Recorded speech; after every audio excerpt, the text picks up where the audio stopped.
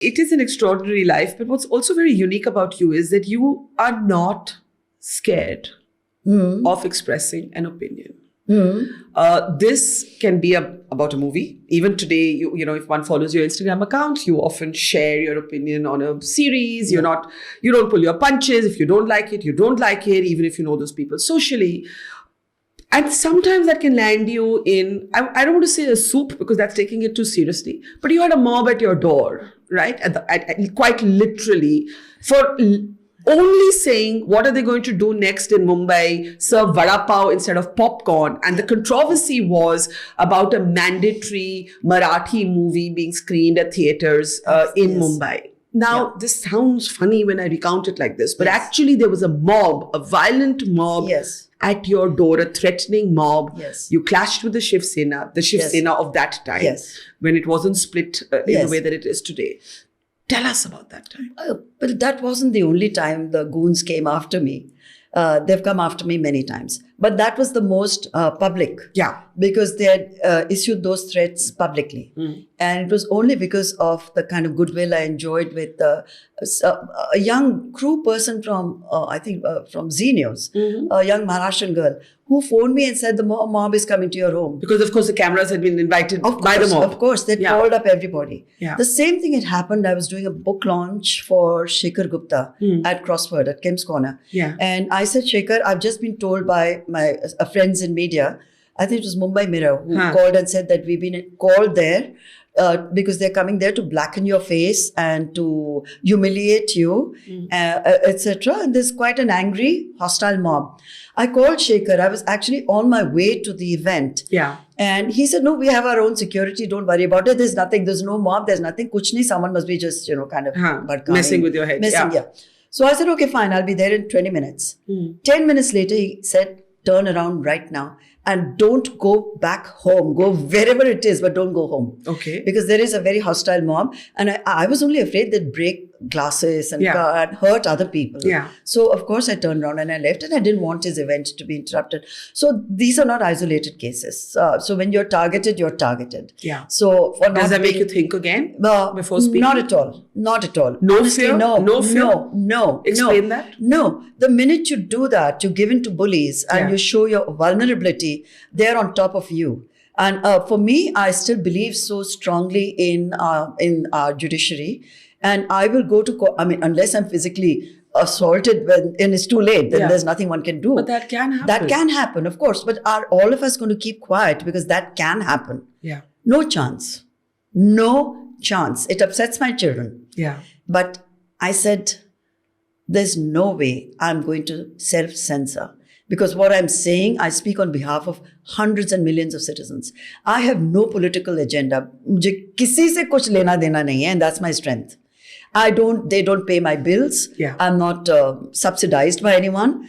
And as any citizen of the country, I have a right to say what I'm saying. As long as I am not being abusive and I'm not leading to sort of rioting on the streets, I'm not inciting mobs.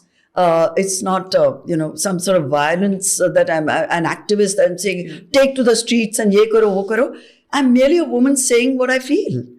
If that is denied to me, then how can we even call ourselves a democracy? But everybody's lips are zipped.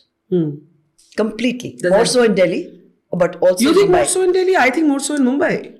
Not Mumbai so much. Because Delhi's still a political city. Like, people talk about politics. They may not express their own opinion. But Mumbai seems like, please don't ask us anything political. Like, the first thing that a PR manager will tell you when you go for an interview is, no please politics. Don't ask, no politics. Yes. Yeah, to give you an example, you may be right actually. Because I was just thinking of when Zubin Mehta came to Mumbai.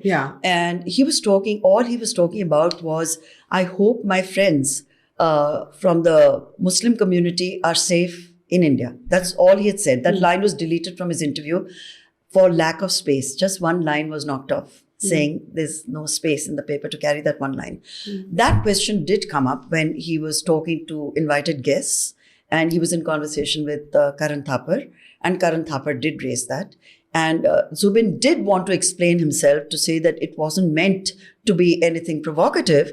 When people from the audience shut him up, saying no politics, and they told Karan, these very elite people in a very fantastic setting, were there to worship at Zubin's feet, but they did not allow this person, Zubin, who's a legend and has nothing at stake. All he was saying was what he said. Yeah. And Karan just merely asked him to explain what he had said. And they shouted both of them down. They had to end the interview. So yes, you may be right. So let's go back to that mob at your door for a comment on a Vada Pao. Yes. Right? Yes. We can laugh about it today, but you actually went down. Yes. And met this mob? Yes. Because what happened? No, I said, I'm not a coward. I told the cops who were all over my house, they said, don't even go to the balcony. They can throw stones and you can get hurt, etc. Yeah. So I went to the balcony, I saw these guys and I said, मैं नीचे आ रही हूँ. So the cop said, are you crazy? कुछ भी हो सकता है. Why do you want to do this? Yeah. I said, I want to ask them कि problem क्या है? I want to ask them. Yeah. I'm not going to sit here hiding in some bathroom of my room while you guys are out there. But why can't you deal with it? I understand you cannot. But if they have come to threaten me, I must know what they're threatening me about. And then? So I did go down. And so I asked them. So they looked at each other and said, Madam, हम तो आपको वड़ा पाव खिलाने आए हैं. What they actually said was, we are going to go there and gag her and choke her with the vada pav. Are you serious? Yes. That was the threat. So they brought itna bada tokri of vada pav. Say, with said Shiv Sena ka vada pav or whatever it was. So I said, please DJ, I'd love to have it. And I took a picture of the thing and I tweeted it saying, delicious, thank you very much. I said, sabko distribute karenge, aap sab khayenge vada pav. And they were just hired goons. Yeah. So they were stumped at this reaction. They were stumped and what do we do? Yeah. Because, she's right there. Are we going to drag her out? Yeah. The cops were there. And she's not saying anything rude to us. Yeah. And so they all laughed and, said, raised a few slogans, Shobha Day, hi, Murdabad. Then the cops bundled them off. A few were thrown into the police van and that was the end of that. But there was a contempt notice. That was the trickier one. Yeah. So a contempt of court notice where I refused to apologize. Yeah. And that created quite, because you know how contempt works. And if you refuse to apologize, and I moved the Supreme Court. And what happened then? It was a landmark thing. Yeah. I remember this case now. Yeah. So I won that round. Yeah. But what if I hadn't? Then they march you off.